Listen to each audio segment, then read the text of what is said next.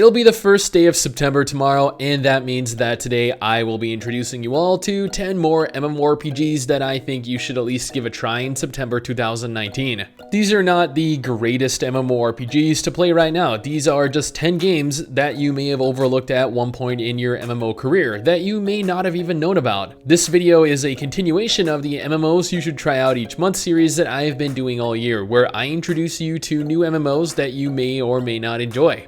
So allow me to clarify, these are in no way the best MMORPGs in 2019, merely MMORPGs that I believe you should try out. If you don't like any of them, then no problem. Maybe you'll enjoy next month's more.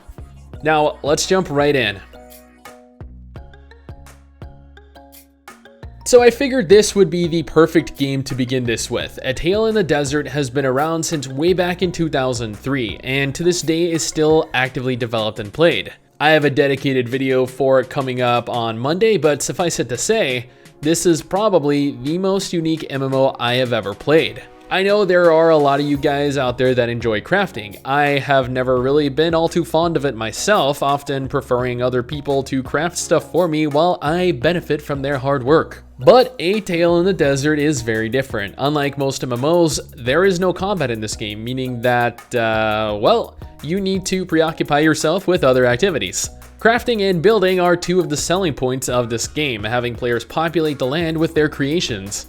It's a very interesting take on the genre that works especially well for people interested in trying out something innovative and unique, a feature seemingly lacking from today's generation of MMO developers. Tale 9, their most recent update, just went live last night, so if you want to jump in game when the population is at its peak, then now is definitely the time to do so.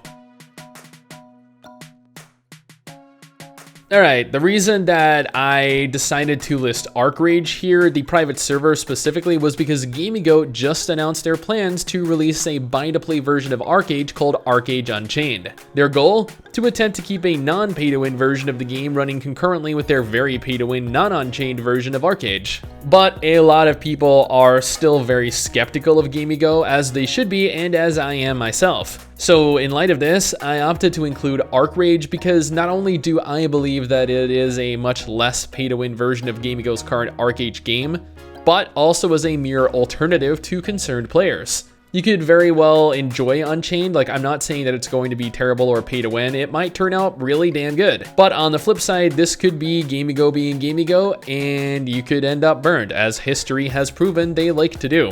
So with all of this in mind, I can definitely recommend players play ARCHERAGE over GameGoat's official servers, at least until we have a more clear view of what their actual goal is with Unchained. Anime MMOs seem to just come and go. Like, I have played my fair share of them, and only a couple of them have really stuck with me. FANTASIA was one of those games. It's not the best looking anime game, not by a long shot. It's a little dated. Well, I mean, it's actually pretty damn dated, but older games aren't necessarily bad. I still play Flife from time to time because it was one of my first anime MMOs. FANTASIA, though, is...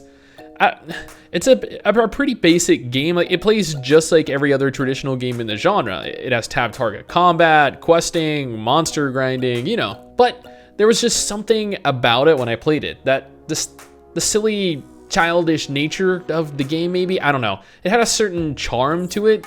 The only unfortunate thing was that the population was almost non-existent. But that is a seemingly reoccurring theme for anime MMOs.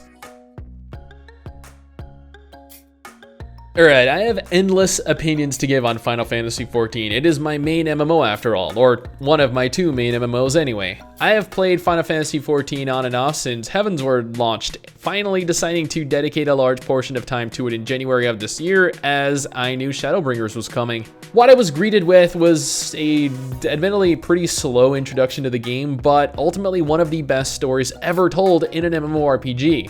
Maybe even one of the best stories told in a Final Fantasy game, period. And I know a lot of people agree with that. There are more than a few good things to say about the game. It's beautiful, especially the further you get through it. The story is, in my opinion, unparalleled. There's almost an endless amount of content to partake of. The class system is one of the best I've seen in an MMO. The boss fights are all incredibly well done.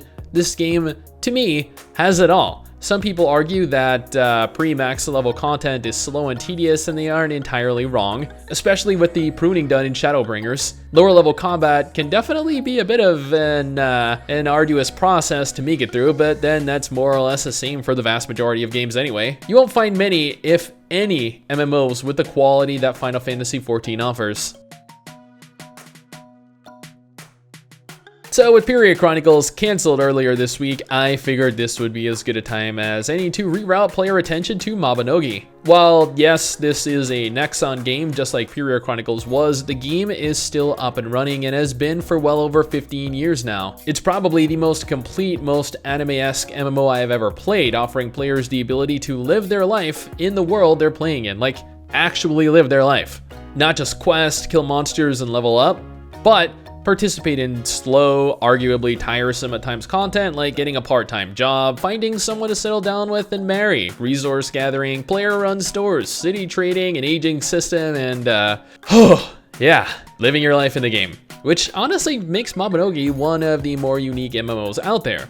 Still, its population is declining quite significantly, which is an unfortunate circumstance of being run by Nexon. Nevertheless, if you were excited for Period Chronicles and you want something kinda like it, but still not really, then this is probably the closest thing you're gonna get.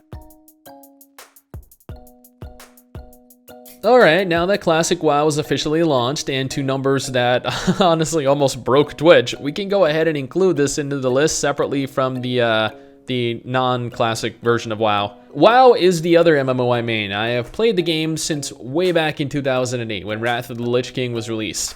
I never really had the opportunity to try vanilla WoW out because honestly my family was just too poor to afford it. However, with the recent release of the game, I can safely say that it is worth the investment. I have been a fan of WoW ever since I played it. It has had its ups and downs, it has had its good and bad expansions, but Classic offers players, albeit the very slow, very dated appearance of the game, an experience they've probably never had, well, probably never had unless they played WoW back when it actually launched. In which case, you're either having a nostalgia trip right now, or you're steering clear of the game since you know what it's like already. If you have yet to try Classic out, then now's as good a time as any. Server queues are only in the tens of thousands. Microsoft announced that Phantasy Star Online 2 would be coming to North America next year, and since then, fans have been ecstatic. We'll finally, after almost a decade, be able to play this little gem. But for those of you that are impatient, it is completely possible to try the game out before Microsoft releases it by playing the English translated Japanese version of the game. It's the ultimate anime fan's wet dream. You have crossover events with literally every anime and Japanese RPG imaginable. You have amazing character customization, awesome combat, and a very, very dedicated player base. Honestly, I hope when Microsoft launches the game over here, or globally even, that it retains a large player base, as this is one of the few MMOs that I can see lasting a long period of time in the West. Or at least of the anime variety. The reason that I decided to include Onigiri is because a lot of people are still unaware it even exists.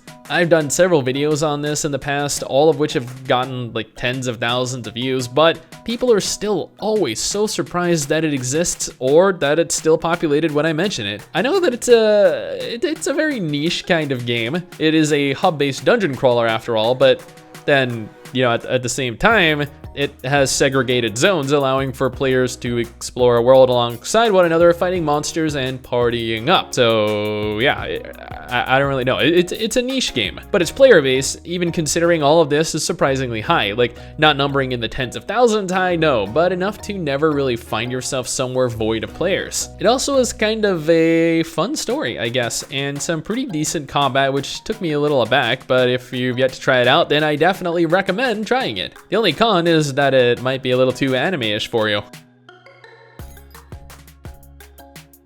I get asked repeatedly to do a follow-up video on Digimon Masters Online. I have done quite a few on Pokemon MMOs and even Temtem, a Pokemon-like game currently in development. So since I don't really talk about it all that much, nor have I really explored it very much on the channel, maybe like 5 or 6 videos total, I thought this was as good a time as any to include it. I am a huge Digimon fan, so naturally Digimon Masters Online appeals to me.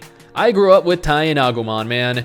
Agumon was my first Digimon I got in Digimon World, the first Digimon game for PS1. Yes, I am an old school Digimon nerd, just like I am an old school Pokemon nerd, with my journey always beginning with a level 5 Squirtle, because I just wouldn't want to start a Pokemon game any other way. While Digimon Masters Online is a pretty traditional MMO in terms of substance, it's completely Digimon themed. So if you're in the market for a normal MMO that takes you on a trip through your childhood, here you go.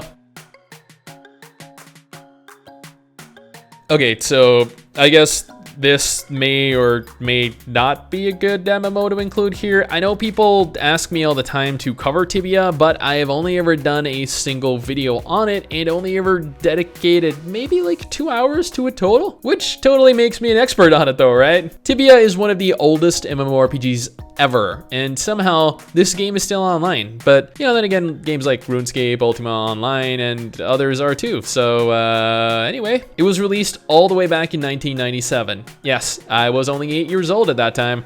Man, has it really been over 20 years since this game launched? Whew, yikes, I am feeling old. I know it looks very dated. I mean, it feels equally as dated, trust me, but the game has still retained a very loyal player base even after all these years. So they must be doing something right. I know I should probably take a deeper look into the game, and I very likely will after this now that it's on my mind, but you guys should as well. Don't write this off based off of how it looks. But that is September 2019's list of MMORPGs to try out. What do you guys think? Have you enjoyed any of these in the past? Do you want to try any out? Let me know in the comments below and let's talk about it. Anyway guys, that is it for me. Thanks for watching. Hopefully you enjoyed the video. Don't forget to subscribe for more content like this, and I'll see you all next time. Peace.